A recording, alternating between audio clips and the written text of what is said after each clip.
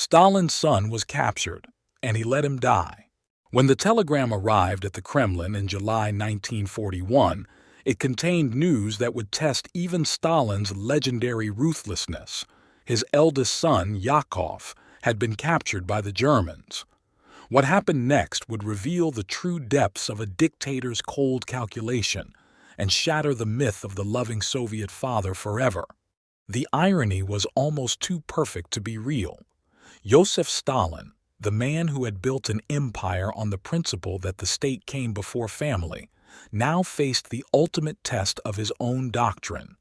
His son's life hung in the balance, and the world was watching to see if the Soviet leader's paternal instincts would finally crack his iron facade. But Stalin had never been like other fathers. Yakov Yosifovich Djugashvili was born into a curse disguised as privilege.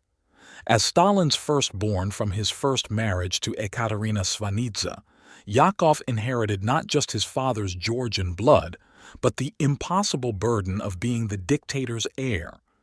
From childhood, he lived under the suffocating weight of expectations that no mortal could meet. The relationship between father and son had always been fractured. Stalin, consumed by his rise to power, had little time for the emotional needs of a growing boy. Yakov, sensitive and artistic by nature, seemed almost designed to disappoint his increasingly brutal father. Where Stalin demanded steel, Yakov offered poetry. Where the dictator saw weakness, his son displayed humanity. Their most explosive confrontation came in 1928, when Yakov, then 21, attempted suicide after a particularly vicious argument with his father. As Yakov lay bleeding, Stalin reportedly showed no emotion, allegedly telling his son, "You can't even shoot straight." The young man survived, but something between them died that day. By 1941, Yakov had found some semblance of purpose as a lieutenant in the Red Army. Perhaps military service would finally earn his father's respect. Perhaps facing the German invasion would prove he was worthy of the Stalin name. He would soon discover that being Stalin's son in wartime was not a blessing. It was a death sentence waiting to be carried out. The German offensive of July 1941 caught the Soviet forces completely off guard. In the chaos of retreat and destruction, entire divisions were being swallowed by the Wehrmacht's advance. Yakov's artillery unit found itself surrounded near Smolensk, cut off from retreat routes and facing annihilation. What happened next remains partially shrouded in conflicting accounts, but the outcome was undeniable. Yakov Djugashvili was captured by German forces on July 16, 1941. Some reports suggest he was knocked unconscious during the bombardment and awoke in enemy hands. Others claim he was captured while trying to rally his retreating men. What matters is that by nightfall, Stalin's son was a prisoner of the Third Reich. The Germans could hardly believe their luck. In their hands was not just another Soviet officer, but the ultimate propaganda prize, the dictator's own flesh and blood. News of the capture raced up the German command structure like electricity through wire. This was bigger than military intelligence. This was psychological warfare gold. But here's where the story takes its first devastating turn. When word reached Moscow, Stalin's reaction was not what anyone expected. The moment that would define Stalin's legacy as both leader and father came not in a grand speech or dramatic gesture, but in a simple, chilling statement that would echo through history. When presented with confirmation of his son's capture, Stalin's response was immediate and absolute. "I have no son named Yakov."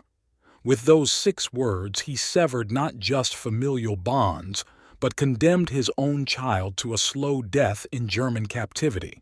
This wasn't mere political calculation. It was the complete transformation of a father into the machine of state he had always claimed to be. Stalin had built his power on the principle that personal loyalty was weakness, that family ties were bourgeois sentimentality. Now he would prove it with his son's life. The official Soviet response was swift and merciless.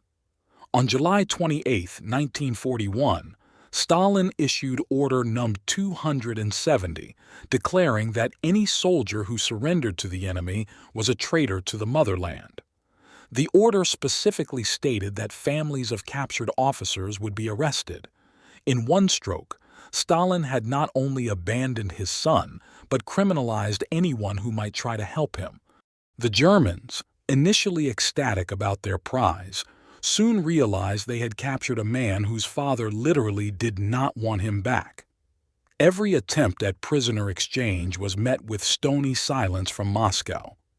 Hitler himself reportedly found Stalin's coldness incomprehensible. The Führer, for all his monstrous acts, could not fathom a father's complete abandonment of his child. Joseph Goebbels, Nazi Germany's master propagandist, had grand plans for Yakov. Here was the perfect weapon to crack Soviet morale, proof that even Stalin's own family was not safe from the dictator's ruthlessness. Leaflets were printed, radio broadcasts prepared, all designed to showcase the captured son of the Soviet leader. But Yakov refused to cooperate. Despite facing interrogation, psychological pressure, and the gradual realization that his father had truly abandoned him, Stalin's son maintained his dignity. He would not denounce the Soviet Union, would not make propaganda broadcasts, would not give the Germans the propaganda victory they desperately wanted. The irony was profound.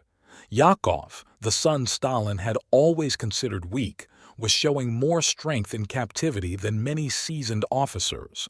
He was displaying exactly the kind of loyalty Stalin demanded, but his father would never know, because Stalin had chosen not to care. As months turned to years in German captivity, Yakov's situation grew increasingly desperate. Moved from camp to camp, he endured the standard brutalities of Nazi imprisonment: inadequate food, brutal conditions, constant humiliation. But he also faced something unique: the knowledge that his suffering could end with a single word from Moscow, a word that would never come. In 1943, the war's momentum had shifted. The Germans, facing mounting losses and desperate for any advantage, made their most audacious offer yet. They would trade Yakov for Field Marshal Friedrich Paulus, the commander captured at Stalingrad and one of Germany's most senior military prisoners. The exchange would have been militarily insignificant. Paulus was already giving the Soviets valuable intelligence. Diplomatically, it could have been presented as a humanitarian gesture. Personally, it would have saved Stalin's son's life. The deal was practically gift-wrapped and delivered to Moscow. Stalin's response was characteristically brutal: "I will not trade a marshal for a lieutenant." Behind this cold calculation lay a deeper truth that Stalin's inner circle barely dared acknowledge. The dictator genuinely seemed to believe his son was better off dead than alive. Yakov's capture had become a stain on the Stalin name that could only be cleansed by martyrdom. But Yakov would not even be granted the dignity of a heroic death. By 1943, Yakov had been transferred to Sachsenhausen concentration camp, where high-value political prisoners were held. His health was failing, his spirit crushed not by German brutality, but by the complete silence from home. Fellow prisoners later testified that he spoke obsessively about his father, trying to understand how a man could so completely abandon his own child. On April 14, 1943, Yakov Djugashvili died in Sachsenhausen. The official German report claimed he had thrown himself against the electrified fence in a suicide attempt, but fellow prisoners told a different story. They described a man who had simply given up, who had realized that his father's love was as unreachable as his freedom. Some historians suggest Yakov was actually shot by guards after an altercation, with the suicide story fabricated to deny him even the dignity of defiance.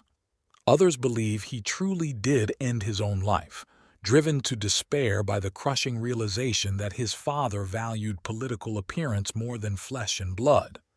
What is certain is that when news of Yakov's death reached Moscow, Stalin showed no emotion. No state funeral, no official mourning, no acknowledgement that the Soviet Union had lost a son. Stalin had made his choice long before, and he would live with it to his dying day. Stalin's abandonment of Yakov became one of the defining stories of his reign, proof that his transformation from man to monster was complete. It demonstrated to both allies and enemies that Stalin would sacrifice anything, even his own son, for political advantage. In a twisted way, it may have actually strengthened his position by proving his absolute commitment to state over family. But the cost was not just personal, it was moral. Stalin had crossed a line that most dictators, for all their cruelty, never dared approach. He had weaponized paternal love, turning it into a tool of state terror. Every Soviet parent now knew that if Stalin could abandon his own son, no family bond was sacred. The irony of Yakov's story is that in death, he achieved something that had eluded him in life. He became exactly the kind of figure his father claimed to admire. He had shown loyalty, courage, and dignity in the face of impossible circumstances. He had refused to break even when abandoned by the one person who should have protected him. Yet Stalin never acknowledged this heroism, because to do so would have been to admit his own monstrous failure as a father. The man who demanded total loyalty from 200 million Soviets could not find room in his heart for the one person who should have mattered most. In the end, Stalin's choice to let his son die revealed more about the nature of totalitarian power than 1,000 political speeches ever could. It proved that when ideology becomes more important than humanity, when the state consumes the soul, even the most basic human bonds become expendable. Yakov's death was not just a family tragedy. It was a glimpse into the heart of darkness that consumed 20th century Europe. The telegram announcing Yakov's capture had posed the ultimate question: was Stalin a father first, or a dictator? By the time his son died in that German camp, the world had its answer, one that would haunt the pages of history forever.